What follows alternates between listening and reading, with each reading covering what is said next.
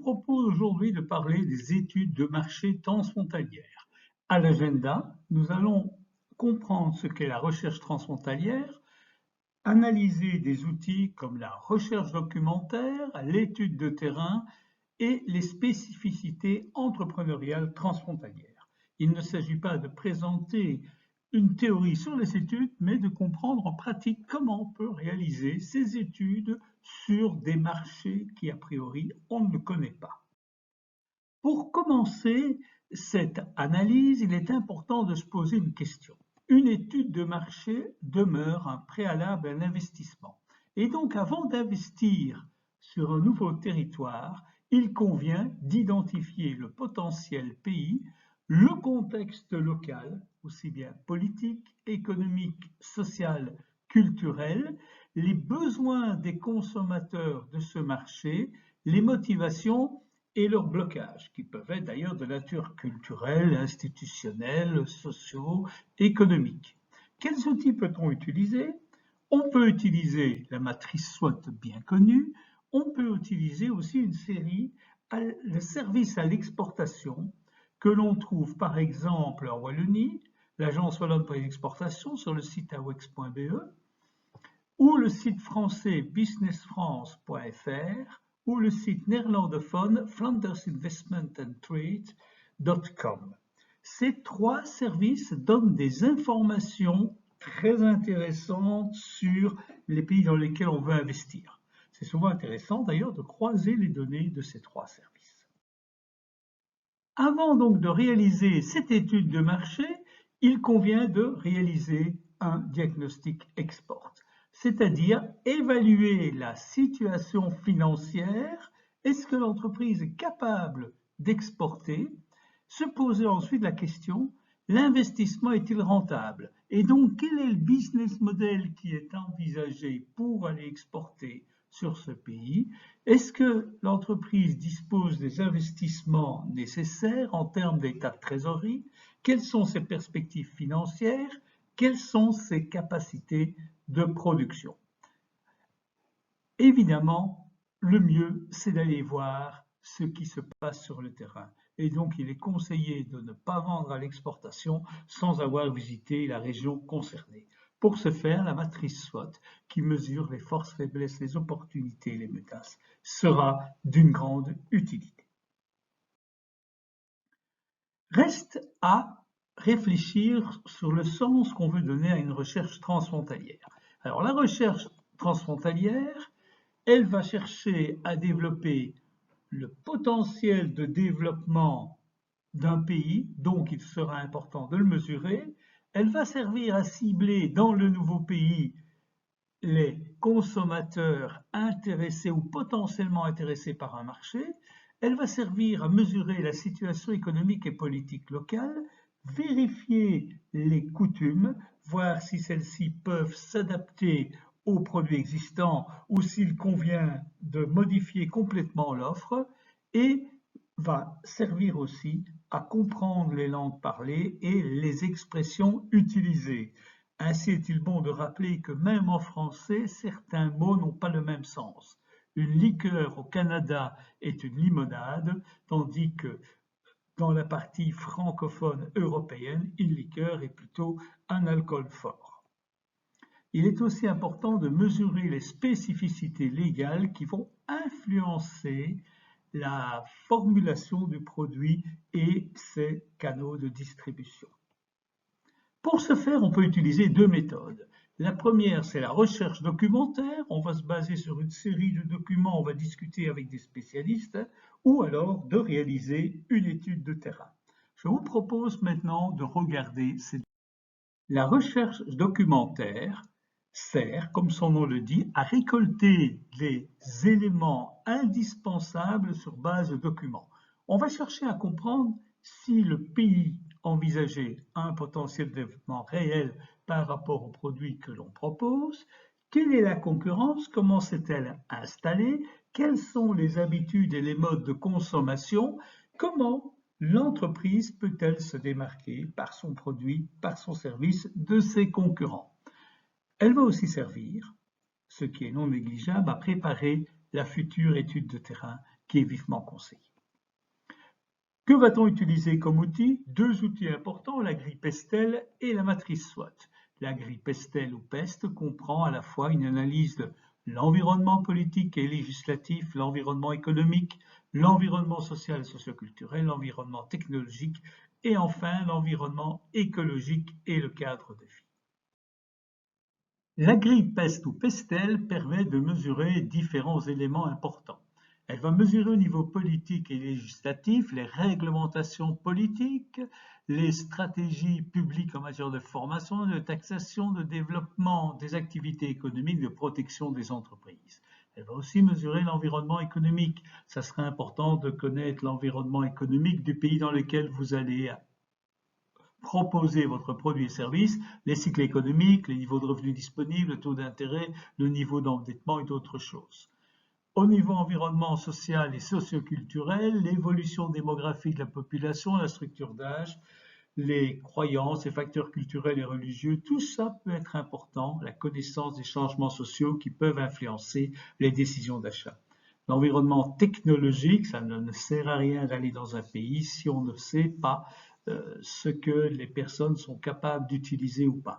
La technologie supprime les barrières géographiques, elle modifie la façon dont les clients vont traiter avec votre entreprise, mais encore faut-il que ceux-ci puissent utiliser la technologie que vous développez.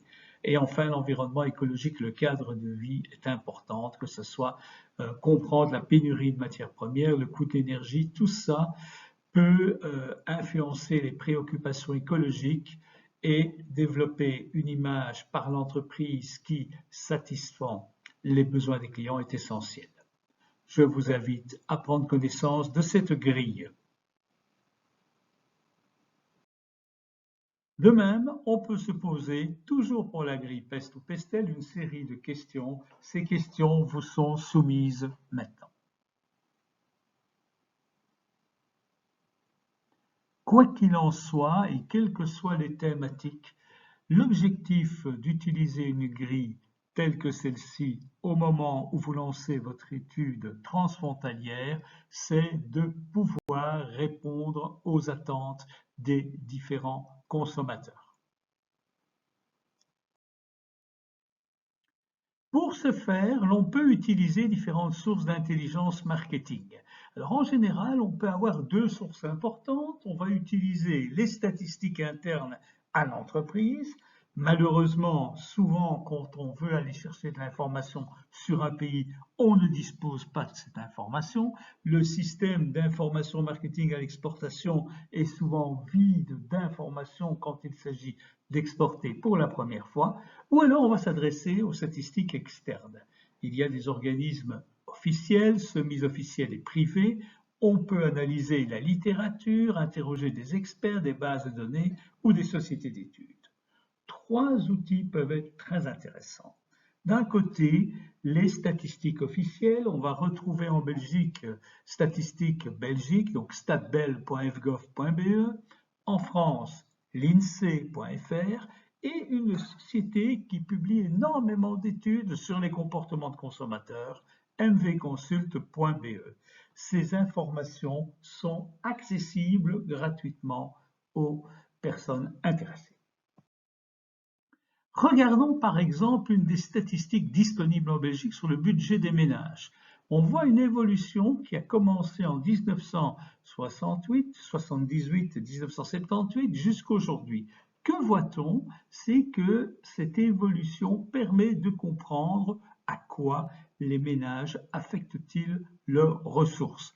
Ainsi, on va voir que c'est principalement aux dépenses liées à l'habitation principale ou secondaire. Si l'on voit en jaune l'évolution de la consommation alimentaire, celle-ci a tendance à diminuer par rapport aux revenus disponibles. Elle constitue en 1978 22% des revenus disponibles. Aujourd'hui, elle ne constitue plus que 16%. Attention cependant que le revenu a bien sûr augmenté entre ces deux périodes. En France, l'information est identique. Et comme mentionné tout au-dessus, vous avez l'adresse, trouvez cette information sur le site de l'INSEE. Même chose, la dépense principale, c'est ce qui est consacré au logement, et l'on voit que tout comme en Belgique, la consommation alimentaire a diminué entre 1970 et 2014. Ces recherches documentaires sont utiles, mais avant de sélectionner une information, il convient de réfléchir. Il y a 5 questions qui permettent de valider l'information. Première question, les données disponibles que vous avez trouvées rencontrent-elles vos besoins? Existe-t-il ensuite un biais dû à l'environnement de l'étude? N'oubliez pas que la consommation de certains produits est différente en Belgique et en France. Un des exemples, la consommation et la vente de tabac ne se fait pas de la même manière en France et en Belgique. Le plan de recherche, la façon dont l'étude a été menée, était-il techniquement adéquat? La recherche a-t-elle été conduite correctement? Les résultats sont-ils correctement rapportés? Si vous répondez par l'affirmative à ces 5 questions, n'hésitez pas à utiliser les informations trouvées. Si on ne fait pas d'études documentaire ou si on veut la compléter, on peut utiliser ce qu'on appelle l'étude de terrain. L'étude de terrain est très utile. Pourquoi? Parce qu'elle permet de mieux connaître sa cible. C'est une étude spécifique qui rencontre vos besoins. Le but est de récolter un maximum d'informations sur un nouveau marché et donc d'identifier ce qu'on appelle le buyer persona, c'est-à-dire la personne, le profil de consommation, le profil du consommateur. Pour ce faire, on peut utiliser bien sûr la recherche documentaire avec des études spécifiques existantes ou des méthodes comme l'observation, les panels, les enquêtes quantitatives, mais il est bon à savoir, la plupart du temps, on va raisonner en établissant un mix de ces différents outils, on va les combiner. L'observation est une constatation objective de faits de comportement dans une situation donnée et leur enregistrement. Il existe plusieurs techniques pour le faire. Bien sûr, on peut très bien s'installer à un endroit précis pour compter, par exemple à la sortie d'un centre commercial, le nombre de consommateurs ou le nombre de personnes qui sortent d'un magasin spécialisé pour avoir une idée du potentiel existant. Mais en dehors de ça, on peut faire appel à des audits, des relevés magasins, des achats, etc., voir ce que les gens achètent. On peut même faire des relevés poubelles où on va aller au domicile des gens, regarder les types de déchets qu'ils utilisent. On peut aussi utiliser des méthodes beaucoup plus efficaces et beaucoup plus technologiques comme l'audimétrie, c'est-à-dire une boîte qu'on place sur la télévision pour mesurer les habitudes télévisuelles. On peut se faire passer pour un acheteur mystère, ce qu'on appelle le mystery shopping, ou utiliser les scanners. Mais on utilise aujourd'hui de plus en plus les méthodes liées à l'anthropologie numérique, la netnographie, l'écoute sociale, l'observation participante ou le big data. Une des manières de procéder serait notamment de lire les commentaires qu'il peut y avoir sur les réseaux sociaux. Attention, cela nécessite de posséder une infrastructure précise pour collecter ces différentes informations. Le panel est une méthode particulière. C'est un jury permanent composé d'un échantillon fixe, caractérisé, connu et répété de personnes. Alors, il faut savoir que c'est une mesure longitudinale. Le but, c'est de mesurer à fréquence répétée, par exemple tous les mois, tous les 3 mois, les comportements des consommateurs. Un panel conso va mesurer les comportements d'achat, les intentions et les opinions. Mais il existe aussi d'autres types de panels, comme les panels de détaillants. Là, l'objectif est de suivre les ventes de produits au point de vente. La société Glycène est spécialisée dans ce genre de choses et ce sont de nombreux chiffres qui sont mis à disposition des acheteurs du panel. Alors, parmi les différents panels, notons aussi les panels professionnels qui mesurent les comportements et les opinions d'une profession, par exemple des médecins, des pharmaciens, etc. Parmi les principaux panels, on peut citer les panels Nielsen, GfK et Ipsos. L'étude quantitative est un recueil d'informations par interaction entre un enquêteur et un interviewé. Cet interviewé répond aux questions, et notamment la question combien et comment. Pour ce faire, on va utiliser un questionnaire, que ce soit par téléphone, en face à face, par Internet ou par correspondance. Attention que ces méthodes ne sont pas toujours les plus idéales. Vous ne pouvez pas faire une enquête par Internet sur la thématique d'Internet. Évidemment, on ne répondrait que les utilisateurs d'Internet. Mais vous pouvez faire appel à différents types d'études. Première étude, c'est l'étude syndiquée.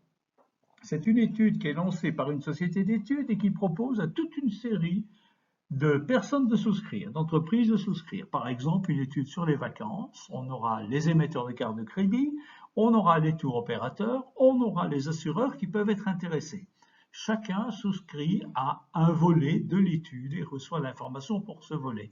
Vous pouvez même, si vous le souhaitez, poser des questions exclusivement à votre disposition, mais évidemment, vous payez un peu plus cher.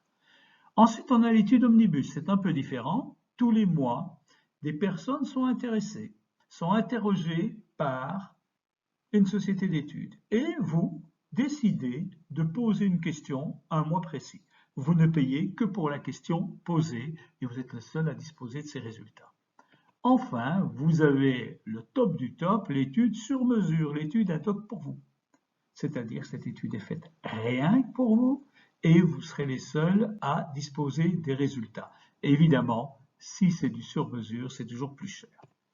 Alors, ce qui est bon à savoir, c'est que ces études quantitatives permettent d'obtenir des résultats chiffrés, savoir combien de personnes vont acheter ou pas le produit. Une étude qualitative ne permet jamais de tenir compte de cette information. Pour être efficace, votre étude de marché doit pouvoir partir de la formulation de votre problème marketing jusqu'aux informations à collecter. Imaginons un problème marketing, une société belge, ABC Belgium, souhaite exporter sa technologie grand public dans les Hauts-de-France. Les questions de recherche vont être: quel est le degré de familiarisation du public? Comment la technologie dans ce domaine va-t-elle évoluer? Et donc, la société émettra un certain nombre d'hypothèses. Existe-t-il un potentiel d'utilisateur suffisant qui ne soit pas freiné par la nouveauté du concept? Le passage à une technologie plus moderne est-il obligatoire? De ce fait-là, il faudra collecter l'information concernant le nombre de consommateurs qui utilisent la technologie et l'attitude des concurrents, des banques et des nouveaux entrants. Imaginons à présent un éleveur de volailles propose des races d'ornement qui souhaite exporter ses volailles en Belgique. La question du potentiel de marché sera importante, le prix de vente aussi. De ce fait-là, il devra vérifier si les consommateurs sont intéressés par des volailles d'ornement et donc mesurer la notoriété de ces volailles, la perception des consommateurs et l'intérêt pour le produit. Il devra aussi mesurer quel est le niveau de prix acceptable pour le consommateur et donc déterminer les prix psychologiques. Alors, la première chose à se poser, c'est une étude transfrontalière doit valider d'abord l'intérêt du consommateur pour votre offre. Donc, il est important que vous alliez voir si les consommateurs, passés la frontière, sont susceptibles de répondre par l'affirmative. Deuxièmement, il est important de disposer d'une évaluation du marché potentiel. Si vous avez des informations sur combien vous allez vendre, c'est bien sûr l'idéal. Et vous allez devoir aussi fixer le prix de votre produit ou de votre service. Enfin, il serait important de le comparer, votre produit ou votre service, par rapport à la concurrence. En fonction de ces différents objectifs, on utilisera différentes méthodologies. Le principe, c'est que vous devez établir la viabilité de votre projet d'exportation. Premier élément, testons un nouveau produit ou service. Alors pour ce faire, vous devez disposer d'une description neutre et précise de votre produit que vous allez soumettre au consommateur. Ça peut être soit sous forme symbolique, une image plus ou moins descriptive, accompagnée d'un texte. L'idéal, c'est bien sûr une description écrite. Une description verbale peut suffire, mais il sera important de vérifier qu'elle sera posée, qu'elle sera décrite de la même manière pour chaque consommateur interrogé. On va donc tester le projet auprès d'un échantillon de la cible, en général de 50 à 100 personnes. On peut même utiliser ce qu'on appelle un blind test, c'est-à-dire un test en aveugle où là, on n'identifie pas la marque ou éventuellement identifier la marque. Évidemment, quand vous n'identifiez pas la marque, vous êtes beaucoup plus objectif dans la perception, surtout si votre marque n'est pas connue. Il existe plusieurs techniques d'études entrepreneuriales. On peut partir d'un test de concept, ce qui est a priori le plus simple, le moins précis, où là on va travailler avec une description orale ou écrite neutre du produit sous forme symbolique, d'une annonce publicitaire, jusqu'à un test de positionnement quand le produit est fini. Évidemment, plus on va avancer dans la spécificité, dans la description, plus on se rapproche du marché, plus l'étude sera efficace.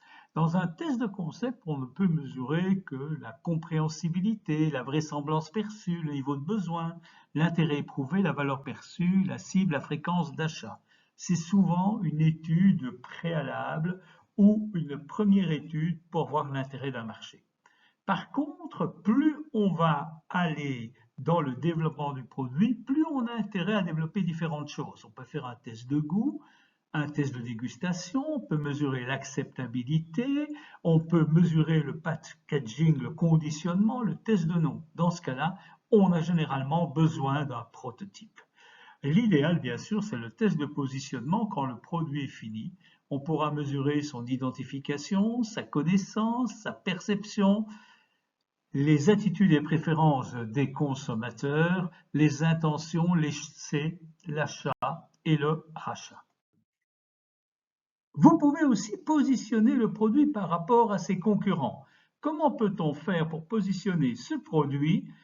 On va d'abord imaginer un certain nombre de critères. On va utiliser pour ça une méthode qu'on appelle le différentiel sémantique d'Osgood. Le principe est assez simple.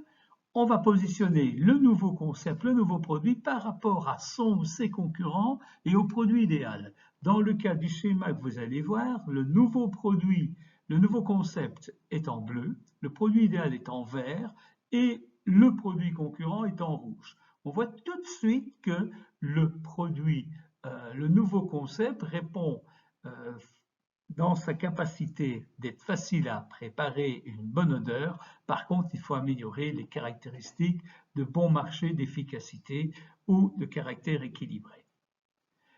Comment peut-on formuler la question? La voici. Je vais vous citer à présent une série de phrases que des consommateurs nous ont dites concernant X qui est le produit.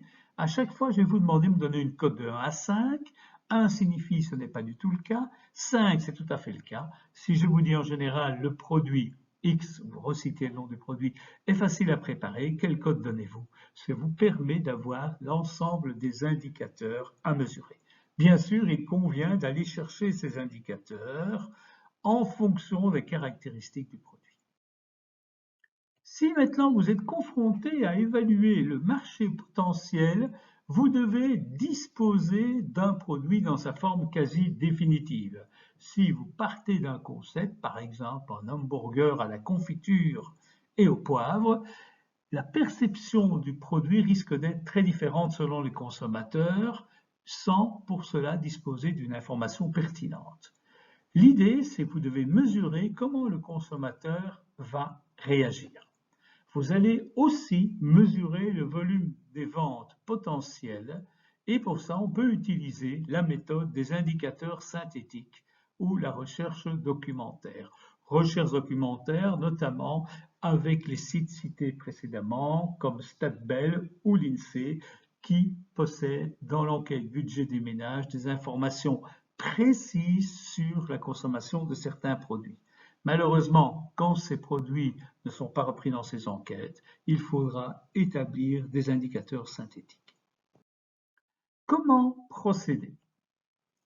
Il s'agit d'abord de collecter des données via une enquête quantitative. On va rechercher le nombre d'interviewés, c'est-à-dire le nombre de personnes qui ont participé à l'enquête, qu'elles aient répondu aux non-questions. On aura besoin du nombre de répondants qui ont déclaré avoir l'intention d'essayer le produit, par exemple sous forme d'une formulation: comptez-vous acheter ou essayer le produit? Oui, certainement, oui, peut-être, non.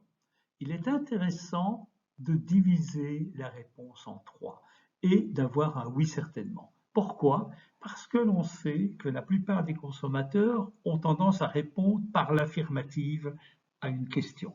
Et donc, si on met oui, non, le danger est que la plupart des gens répondent oui pour satisfaire les attentes supposées de l'intervieweur et pas nécessairement avoir obtenir des résultats réels. Alors, le nombre de répondants qui ont déclaré vouloir acheter régulièrement le produit est une information aussi importante. Les quantités achetées lors de chaque achat, qu'il faudra transformer en quantité annuelle. Par exemple, si on l'achète une fois par mois, ça revient à 12 fois par an. Si on l'achète tous les jours, 365 fois par an. Et la fréquence d'achat, c'est-à-dire le nombre d'achats annuels. Quand on a tout ça, on obtient les indicateurs synthétiques. Alors imaginons de travailler avec un exemple. On a un univers de 100 000 personnes. Ce sont les personnes sur lesquelles on veut vendre un produit, un territoire. Dans ce territoire, on sait que les personnes nous déclarent acheter 2 fois par an le produit et à chaque fois un exemplaire du produit. Les répondants qui ont l'intention d'essayer étaient 48 dans une enquête où on a interviewé 96 personnes, 96. Et les répondants qui ont l'intention d'acheter régulièrement sont de 24. On va déterminer le taux d'essai qui sera de 48 divisé par 96, soit 0,5. On va déterminer le taux d'achat répété, 24 divisé par 96, 0,25. Et ensuite, on va calculer l'adoption. C'est l'univers, donc le nombre de personnes potentiellement intéressées par le produit, fois le taux d'essai fois le taux d'achat répété, donc 100 000 fois 0,5 fois 0,25, ce qui fait 12 500 unités. À cela, on va le multiplier par la fréquence d'achat, 2 fois par an, par la quantité achetée à chaque fois, une fois, et on obtiendra 25 000 unités. C'est l'indicateur synthétique du volume des ventes, une indication importante qu'il conviendra ensuite à traduire en chiffre d'affaires. Quand on est en présence de plusieurs concurrents, on va déterminer aussi ce qu'on appelle l'indicateur synthétique de la part de la marque, c'est-à-dire qu'il sera important de déterminer la part de la marque. Et on voit dans ce cas-ci, en dehors des indicateurs, on va aussi avoir ce qu'on appelle les quantités achetées à chaque fois, la fréquence d'achat, l'univers, et la part de la marque va influencer les résultats. Ici, on obtient 12 500 unités. Quand on a le volume des ventes, il est important de fixer le prix du nouveau produit et service. Alors, comment procéder? On va collecter les informations lors d'une enquête quantitative, ça peut être d'ailleurs la même que celle précédemment pour collecter les indicateurs synthétiques.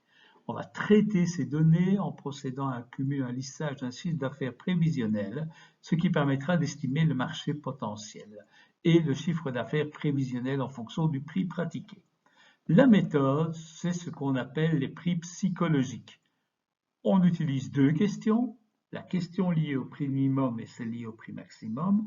Au prix minimum, on posera la question « Au-dessous de quel prix auriez-vous peur que ce produit ne soit pas de bonne qualité ?»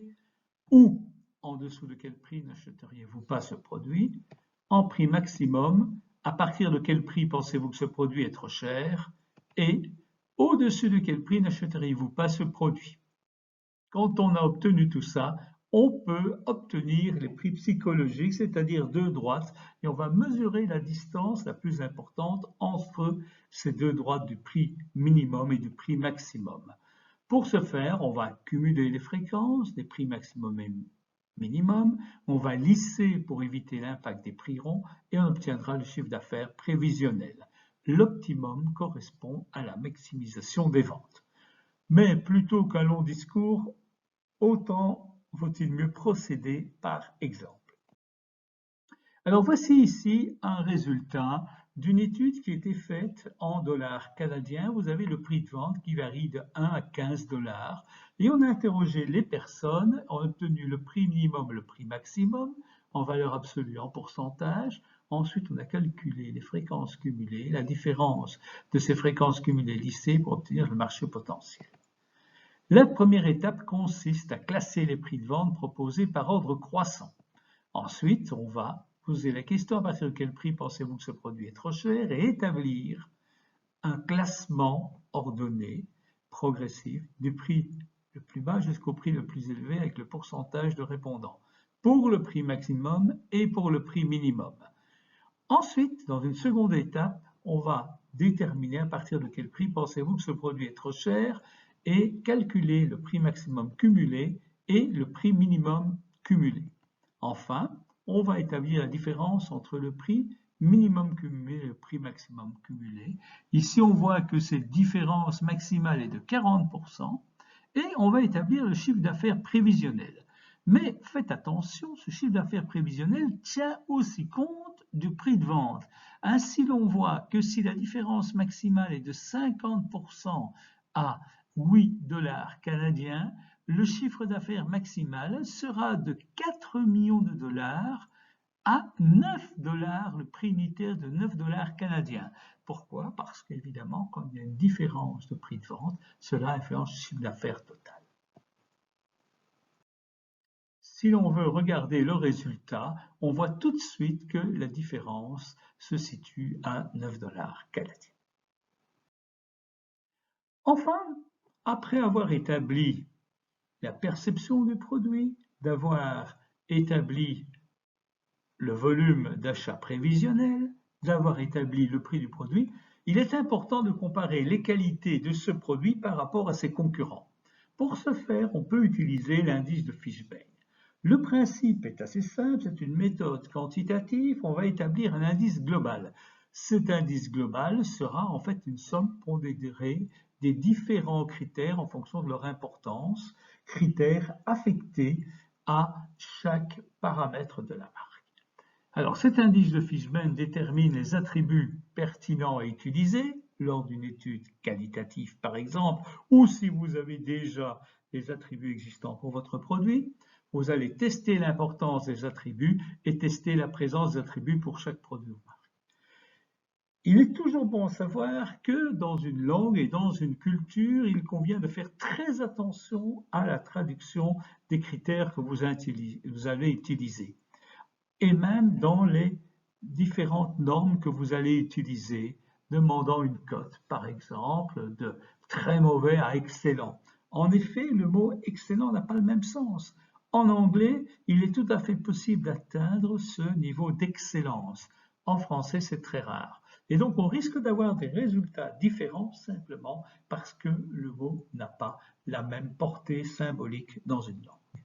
Attention donc, et veillez à apporter une attention particulière à la traduction. En pratique, comment va-t-on faire? On va mesurer par la question suivante les attributs. Je vais vous citer une série de critères qui interviennent dans le choix d'un produit, vous citez la marque et le produit par exemple. À chaque fois, je vais vous demander de me donner une cote de 1 à 5. 1 signifie ce n'est pas du tout le cas, 5 signifie c'est tout à fait le cas. Ainsi, si je vous dis, vous citez l'attribut, le produit est bon marché, quelle cote de 1 à 5 lui attribuez-vous? Et vous faites ça pour l'ensemble des répondants. Vous allez faire la même chose pour l'importance. En déclarant ceci, ces critères n'ont sans doute pas la même importance à vos yeux. Je vais vous demander à présent de me donner une cote de 1 à 5. 1 signifie ce n'est pas du tout important, 5 signifie c'est tout à fait important. Ainsi, si je vous dis, vous citez l'attribut et le prix, quelle cote de 1 à 5 lui attribuez-vous? Vous mettez la cote. Ensuite, vous faites pour l'ensemble des répondants, ce qui vous permet d'obtenir un indice moyen pour l'ensemble des répondants. Que va-t-on faire de cet indice concernant les attributs et l'importance? Voyons ceci à la page suivante. Nous avons ici 3 marques en présence, la 1, la 2 et la 3, avec des critères qui sont le prix, la qualité et la variété, avec une importance différente pour chacun de ces critères. On demande aux répondants de classer, ils ont donné une cote de 5 pour le prix, 4 pour la qualité, 1 pour la variété. Ensuite, pour l'attribution du prix à la marque 1, son degré de présence, ils ont mis 8. Pour la marque 2, 5 et pour la marque 3, 7. Pour la qualité, pour la marque 1, 4, pour la marque 2, 8, pour la marque 3, 7. La variété, 2 pour la marque 1, 8 pour la marque 2, 4 pour la marque 3. Mais calculons alors l'indice de Fishbein. Pour la marque 1, nous allons prendre le degré de présence du prix, soit 8, qu'on a multiplié par l'importance. 8 fois 5. Puis nous allons prendre le degré de présence à qualité, 4, qu'on va multiplier par l'importance pour la qualité, 4. 8 fois 5, plus 4 fois 4. Et on fait la même chose pour la variété, 2 fois 1, ce qui nous permet d'obtenir une cote globale de 58. On procède de la même manière pour la marque 2 et la marque 3. On obtient ainsi 65 pour la marque 2 et 67 pour la marque 3. Si vous êtes la marque 3, vous êtes la mieux citée, soyez heureux. Par contre, si vous êtes la marque 2, vous avez une appréciation beaucoup plus faible. L'astuce consiste donc à rechercher quels critères modifier pour obtenir une cote supérieure. Dans ce cas de la marque 2, si vous diminuez légèrement votre prix, votre niveau d'appréciation augmente par exemple de 1, passant de 5 à 6. Et oui, évidemment. Et la valeur de la marque 2 va passer à non plus 65, mais à 70, à 70. Pourquoi? Parce qu'en fait, en passant de 5 à 6, comme l'importance est de 5, vous augmentez directement, vous incrémentez votre gain de 5. Vous devenez ainsi la marque préférée des répondants. Un indice de Schwinben est très utile. Évidemment, la question que l'on se pose à ce moment, c'est faut-il faire ou faire faire ce type d'étude? Deux solutions sont possibles. Vous allez la réaliser en interne si vous avez les ressources pour collecter les informations, c'est-à-dire si vous avez l'expertise, si vous connaissez bien l'entreprise, si vous avez une garantie d'optimalisation des résultats et si vous connaissez bien votre marché, n'hésitez pas, allez-y en tant que tel. Mais attention, il risque quand même toujours d'avoir une distanciation des responsables internes et une moindre implication quant aux solutions, surtout si ce ne sont pas les personnes chargées de prospecter le marché. L'autre solution consiste à se tourner vers un organisme spécialisé. L'avantage, c'est qu'il a un objectif dans la réalisation de l'étude. L'étude sera anonyme, vous ne serez pas identifié comme le commanditaire, ce qui peut être intéressant pour ne pas éveiller les soupçons de la concurrence. Le délai disponible sera réellement plus rapide, la solution est souvent plus économique et la compétence est bien présente. Maintenant, il y a toujours un risque de sous-traitance et de ne pas tomber sur l'organisme plus adapté. Un conseil, la plupart du temps, méfiez-vous des solutions clés sur porte très chères. Souvent, il vaut mieux réaliser une première étude pour se renseigner sur le marché, obtenir quelques chiffres documentaires, c'est une étude qui est relativement bon marché, avant de réaliser une étude de marché sérieuse qui, elle, peut faire monter les prix. Enfin, si vous avez décidé de sous-traiter, évaluez la proposition d'étude qui va vous être faite. Deux principes auxquels l'étude doit répondre.